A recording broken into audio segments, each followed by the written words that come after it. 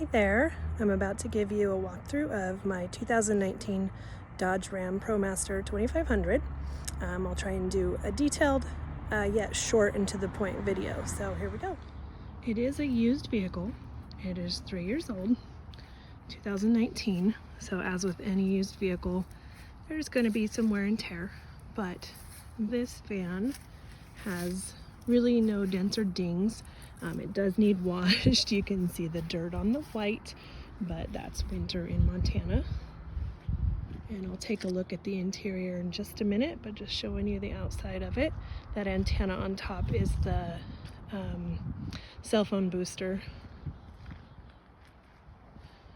And then the outside, you've got the solar panels towards the back, and then a rooftop deck up on the front half. There's your shore power hookup, and then your fuel tank, and the inside, driver's side. We'll go ahead and get in. Okay, as I said, it is a used vehicle, so of course there's going to be some wear and tear, but I've kept it real clean. I did travel the US with my dog. Okay, we're going to enter the living quarters from the passenger side sliding door. I do not currently have an awning on it, but that would be something you could easily add. I didn't want it because I did travel in stealth mode, and when you have awnings on, because sometimes it's obvious that it's a camper instead of just a utility van. Sliding door slides all the way back and locks in, and here is your living quarters. I will walk you through everything here. I'll step in, and then you can see here's how you would get to the front. I personally loved having that open, so anytime you stopped you could just pop in the back. Some of them are closed off. I like that it's open. Up above there's actually a lot of room to store up here. Right now I've got toilet paper and paper towels up there, but I actually stored the majority of my clothes in the clothing cubes up there. This is your shower and your composting toilet. The water hookups are here behind the driver's seat, and there's a valve. There's 2 shutoff valves, one for the hot water heater to pump the water up into your shower, and also you can hook up a solar shower bag and hook it up to this second valve, and it will pump up into your shower. The pump is down here. I have all of the windshield shades, the window shades there, and then the pump is down underneath there, and it pumps from the water heater, which is from where we're standing. It's back to the left and that cabinet back there. So your shower, you would turn the pump on from here and then run to hot, off. I currently don't have it running because in Montana it freezes, so I have it totally winterized and the pipes drained. Your composting toilet is actually not mounted into the shower. You can see behind it is the drain. You can easily just pick up the composting toilet. See how it's not mounted, and move it out of the shower. If you haven't used the composting toilet before, I recommend Googling it. It's actually a lot easier than you would think, and it's really nice actually. I ended up using it and liking it actually. I have some extras throughout the van added that I could either leave or take out. It's up to you, like a garbage can, but this easily pulls out when you need to shower. The main features of the van, here's your kitchen. It's got a flip-up countertop to extend, so you have plenty of counter space. And then also, the passenger seat does swivel around to use the countertop there as a workstation or as a kitchen setup. And I'll rotate that seat here in a bit after I finish the rest of the interior. You have your refrigerator. Relatively roomy, really. You have the top freezer. I was able to put some meat and fish and veggies in there on a regular basis. And if you get creative and learn how to play Tetris, you can fit quite a bit in there. Let's see, the sink, running water connected to another pump that is actually back here under the bed, and I'll show you that when we open up the storage. I have a knife rack mounted, which I can take out or leave, and then little spices, but those can go away. I mounted paper towel roll, which I can take out or leave. I also have a Keurig tray, which I mounted and I can take out or leave. And then I have hooks for mugs as well. Yes, a Keurig. I ran a mini Keurig in this, and it really uses very, very minimal battery power. Storage drawer. I used it as silverware, junk drawer, whatever I needed, but most of my kitchen stuff was in there. And then the storage below the sink. I do have stuff in there still. I can leave or take anything that you would like, such as the one burner. That's how I cook the majority of my food, either that or on a camp stove. But there's a lot of storage. I have plastic storage dishes down there. The pots and pans are stackable, and the handle is removable, and it fits all of the different pots and pans. And then there's even storage back behind there. There's some more room that I'm not using up currently. Stairs below the sink. Handy little way to mount stuff if you didn't know that. All right, let's see the rest. Okay, your seating area from your kitchen. You can use this as your little love seat sofa, your desk space. I used it probably 90% of the time as my desk space. You can flip the second cushion up and have a backrest, or use the pillow, whichever you want. Below the seating area is the good stuff. All of the details of the electrical setup are in my listing, but your water heater is there. Your inverter is here. I'll try to give you a good look at everything from above. And then your 2 lithium batteries, your smart solar setup, and your shut-off valve, and then your fuses and all of your connections, and your fan. So it's all within here. Your water heater just hooks up by, let me see if I can see it, plugging in to your outlet that is hooked up to your inverter. Also got the cell phone booster right there that by flipping it on, it enhances your cell phone signal about double. If you haven't researched that, the information is on my listing, but those cell phone boosters are amazing. You've also got 2 USB ports there. And then next to it is basically a laundry chute. There's an open to the back, and we'll take a look at that later. But I had a collapsible basket right there that you could throw your laundry into, which was very nice.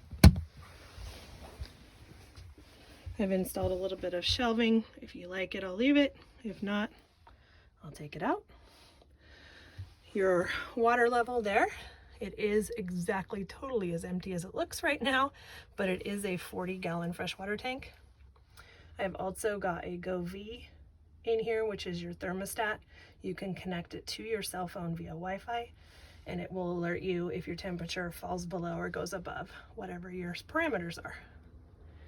And then your Renogy monitor for your solar. Our lighting functions are here. So this main one is above your seating area with nice LED lights in the ceiling. It really brightens it up. And then the second switch is above the entry and in your shower. While I'm here, I'll take a look at the van for you. I put up a insulation cover to keep the heat out and also keep the warmth in. And then there's your Max Air van. Open the top plastic by turning. I'm just gonna turn it a little bit. It opened up for you. I haven't opened it this winter. And then the on. You can turn the fan up or down, and you can also reverse the fan, so it's either blowing air in or sucking air out. Right there, it's blowing in. All right, make sure to close that back up. In addition to that fan, what I actually did when it was really hot in the south, I was in the south in July and June, I just ran the air conditioning on the van and opened the curtains up and turned my fans on and blew this air conditioning to the back. It worked really well for what my needs were. There's also a fan back in the bedroom area up in the corner. It has 3 settings, and there are vents on the back doors that you can open up and get a very nice cross breeze in. The bed area, it is a full-size bed. It is not wide enough widthwise of the van to put a queen-size bed in that way. So if you're wondering, oh, could I fit a queen mattress? No, not widthwise. You would have to fully configure the bed layout differently. But it is a very, very comfortable mattress. I actually have issues sleeping. I kind of have insomnia to an extent, I guess. And I had the best sleep of my life on this mattress the year that I lived in the van. The storage under the bed, there are 3 drawers. They're not huge, but for me, they gave plenty of storage for my just stuff I wanted to have handy to do repairs. I kept my bathroom toiletries in the top one and then other accessible stuff down below. And then we've got our tabletop desktop. It easily slides out. I'm going to sit down where I would be sitting, and it slides out into a full-size, well, a nice sized desk. I was able to sit here with my laptop. I would also put a monitor right here, and I could have 2 monitors, my laptop and the large monitor. I also have a mounting bracket for a monitor. I never used it personally because this was sufficient for me, but this is where I would sit and eat and do my work too. Just to show you the desktop, when you slide it out, it slides out to here.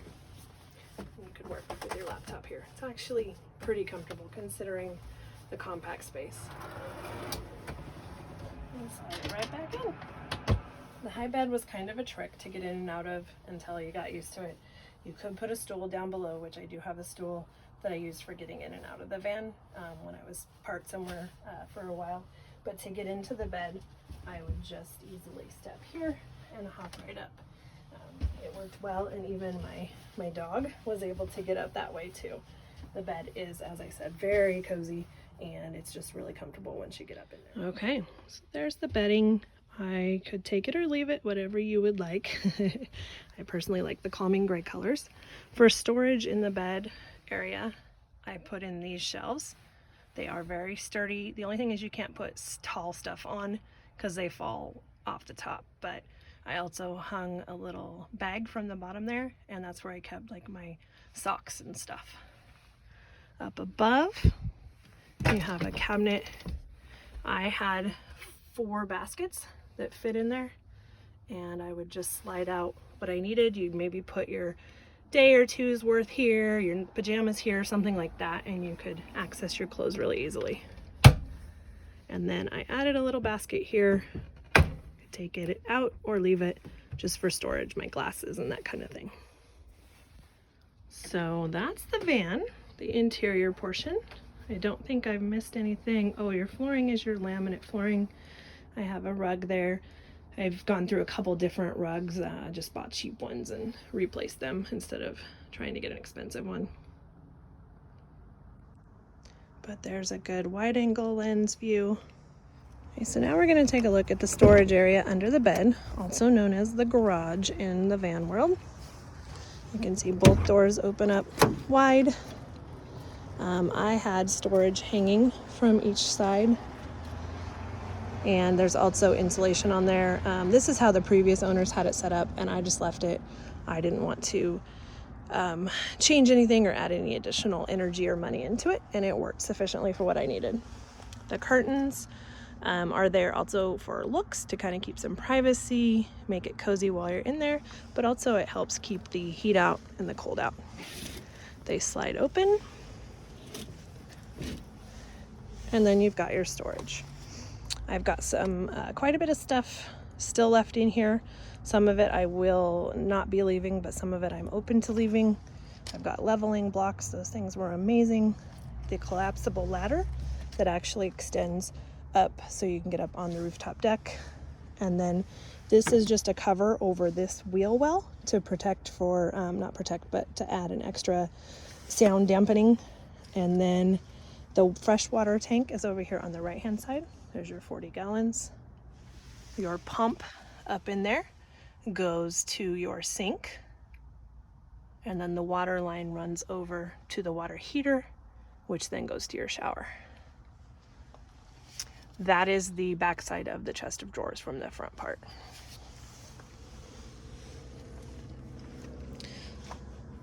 There is a receiver hitch hooked up, but no lighting hooked up. I don't think it was set up for that. I think it was more set up to haul bike racks. So that's the van. One other thing I want to show you is the gray water tank, which is under the van. On the right hand side, it is a little backwards for RV dumps, but there's your gray water tank. I put an elbow in it so it's pointing out towards the side of the van, and I hook up a gray water hose to it and flush it out that way. Oh, speaking of hoses, I almost forgot. The freshwater tank actually has a very simple filling setup. I've seen some that do not. You unscrew this cap, put the hose in, and it fills. Oh, I guess it's still. So, and then I have the white hose for the freshwater and the gray hose for the gray water. That is the walk through the van. If you have any additional questions on any of the features or want to see something a little more detailed or how it functions, let me know. But I think it gave you a pretty good overview of the van and its functionality and how cozy it is. Thanks.